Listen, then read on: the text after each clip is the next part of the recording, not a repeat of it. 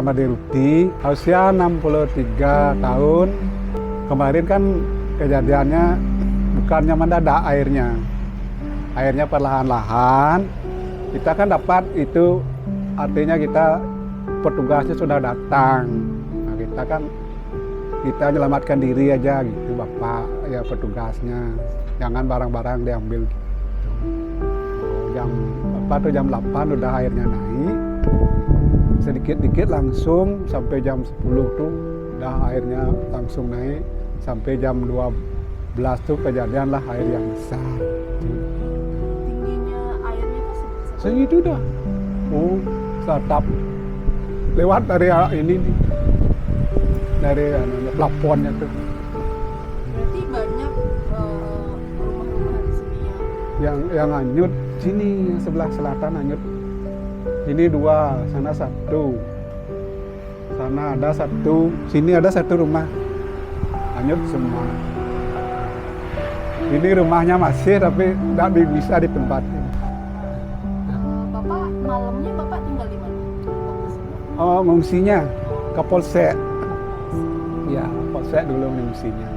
Terima kasih sebanyak-banyaknya atas bantuannya ya.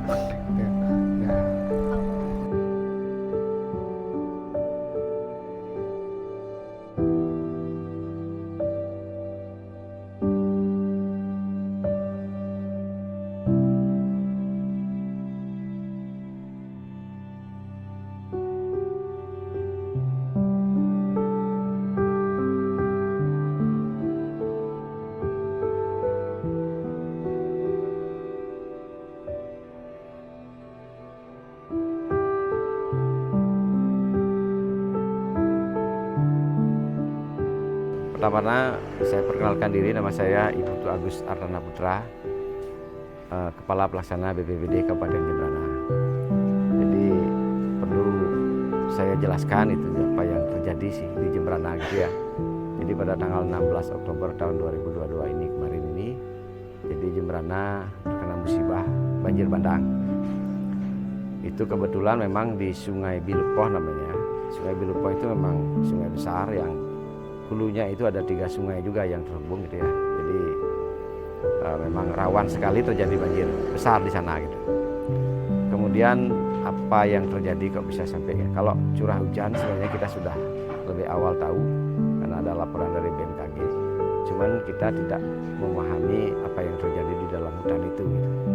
Sehingga ya mungkin fungsi hutan itu sudah tidak maksimal lagi gitu. Ada beberapa lahan yang mungkin sudah tidak ada kayunya dan sebagainya gitu, sehingga ya air yang datang itu ya terbawa semua ke dalam sungai itu. Padahal kita sebenarnya kan harus melindungi air gitu kan, jadi tidak semua air yang datang itu harus kebuang ke laut gitu kan. Itu karena kita juga ada beberapa daerah yang bisa kekeringan juga di Jembrana ini.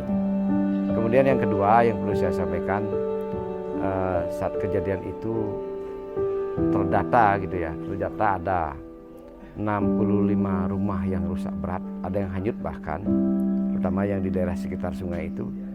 Kemudian secara keseluruhan itu terjadi di 5 kecamatan se-Kabupaten Jembrana, jadi hampir semua kecamatan ada itu. Total rumah yang rusak itu ada 3.955 rumah yang rusak, baik rusak berat, rusak sedang maupun rusak ringan. Kemudian jiwa yang terdampak itu 20 ribuan lebih jiwa yang terdampak. Dan saat ini ada beberapa warga yang masih mengungsi, terutama yang rumah-rumahnya rusak dan mereka tidak punya keluarga gitu. Ada beberapa yang punya keluarga, hanya mereka menumpang di tempat keluarganya. Tapi yang tidak punya keluarga sama sekali, itu dari awal memang sudah kita siapkan tempat-tempat pengungsian. Kemudian untuk warga-warga terdampak ini sesuai dengan kebijakan Bupati Jembrana, kita berikan bantuan donasi ya. Kebetulan banyak sekali relawan-relawan baik dari instansi pemerintah, kemudian dari swasta, dari BUMN, BUMD, itu sudah banyak memberikan bantuan kepada kita dan itu kita salurkan kepada masyarakat yang terdampak itu. Nah, khusus untuk dapur umum itu tetap suplainya hampir tiap 2 hari sekali lah. Kita suplai dari sini, di samping juga beberapa warga yang ikut peduli juga menumpang langsung ke lokasi. mungkin ada yang membawa sayur ke situ, ada yang membawa bumbu gitu. Itu sudah kita lakukan, dan mudah-mudahan ke depan ini tidak ada bencana lagi ya, sehingga kita fokus untuk pemulihan. Jadi setelah masa tanggap darurat, kita akan beralih ke masa pemulihan. Jadi yang pertama memang kita utamakan dulu akses yang menyangkut orang banyak gitu ya, seperti jalan dan jembatan itu sedang kita hitung kerugiannya. Nanti sumber pendanaannya juga sedang kita koordinasikan baik ke pemerintah provinsi maupun ke pemerintah pusat. Termasuk juga untuk rumah-rumah yang rusak. Memang ada rencana relokasi ada 45 kakak itu yang terdampak kalau rumahnya rusak yang ada di daerah aliran sungai. Itu rencananya memang ada relokasi, tapi itu masih dalam tahap sosialisasi. Karena tidak semua yang terdampak itu biasanya itu mau direlokasi. Ini sudah banyak terjadi di tempat lain gitu. Karena mereka mungkin sudah kayak terbiasa itu dengan banjir gitu. Jadi untuk relokasi mereka mungkin enggan, tapi ada beberapa warga yang mau dilaksanakan relokasi. Kemudian untuk fasilitas rumah yang rusak sedang, sekarang dalam tahap pembersihan, kemudian biar ke depan ini bisa mereka kembali menempati rumahnya. Jadi saya atas nama pemerintah Kabupaten Jemberana mengucapkan terima kasih banyak ini kepada You Peduli ya, atas motivasi, sumbangan, kemudian dukungan gitu ya. Jadi mudah-mudahan You Peduli ini tetap bergerak di kemanusiaan gitu, bisa membantu saudara-saudara kita yang tertimpa bencana. Terima kasih.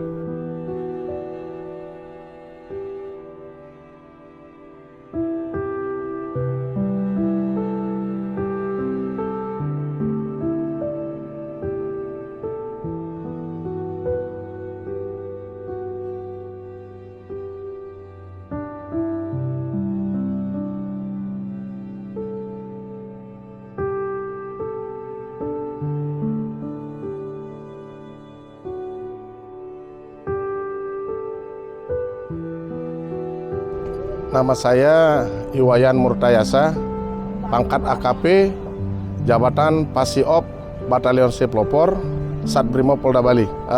Pada saat kejadian banjir bandang yang terjadi di Desa Tegal Cangkring dan Penyaringan, pada saat itu tanggal 17 Oktober 2022, kami dapat informasi dari anggota di lapangan bahwasannya air Biluk Poh meluap, dan pada saat itu kami bergerak dari Mako Yonce menuju lokasi sekitar pukul 05.30. Tiba di lokasi sekitar pukul 6:30, yang mana masyarakat sudah yang terkena banjir sudah bisa diungsikan menuju tempat yang aman.